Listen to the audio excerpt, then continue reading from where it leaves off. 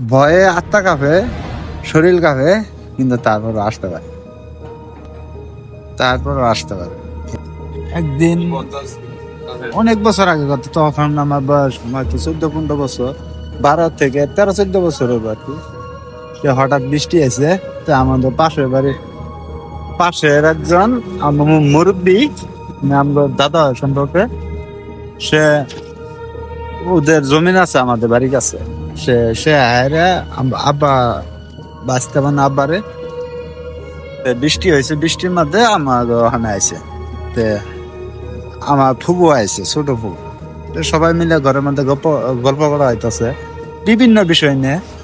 হঠাৎ আমি আবার চৌকির কোনাতে শুয়ে রয়েছি, শুয়ে থাকি সবার গল্প শুনতেছি।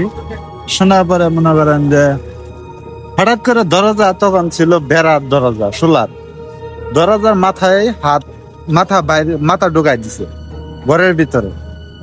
পরে ওখানে আমি আবার বললাম যে কাকা ঘরে আহেন, কেউ দেখে নাই ঘরে, শুধু আমি দেখছি।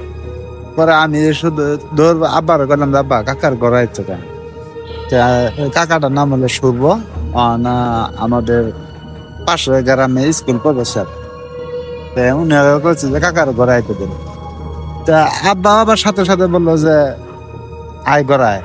তখন এই কথা বললে আরে দেখি তো কেউ নাই। পরে তখন আবার ঘর থেকে বাইরে এলাম, বাইরে আছে কাকা নাই। আর ওই লোকটা আমাদের বাড়িতে ওই রাত্রে সহজে যাওয়ার লোক না, শিক্ষিত ফ্যামিলির লোক, শিক্ষিত মানুষ।